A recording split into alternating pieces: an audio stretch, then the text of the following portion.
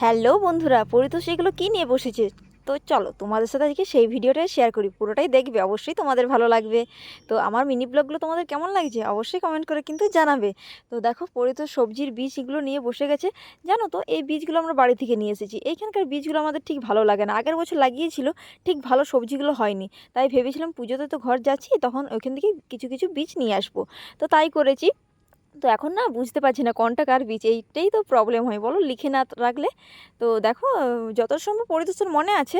তো ও বলছে এটা পালং শাকের, এটা লাল শাকের, এটা পুনকা শাকের, তারপরে গাজরে নিয়ে এসেছি, বিটে নিয়ে এসেছি, সবেরই বীজ নিয়ে এসেছি। তো হবে তবে তো, কারণ কি ময়ূরে যেন সব কুটে কুটে সব খেয়ে নিচ্ছে। লঙ্কা গাছ লাগিয়েছে, তোমরা তো দেখেছো, সেই লঙ্কা গাছগুলো খেয়ে নিচ্ছে, জানো কি অবস্থা। এবার দেখা যায় কতটা কি মানে হতে দেয়।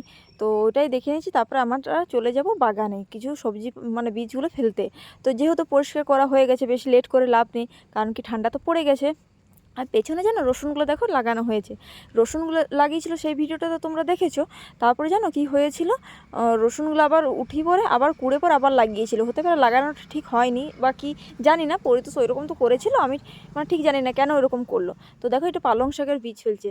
কার কার পালং শাক ভালো লাগে অবশ্যই কমেন্ট করে জানাবে, কিন্তু আমার কিন্তু ভালো লাগে না জানো। জানি পালং শাক খাওয়া ভালো, কিন্তু আমার খুব একটা ভালো লাগে না।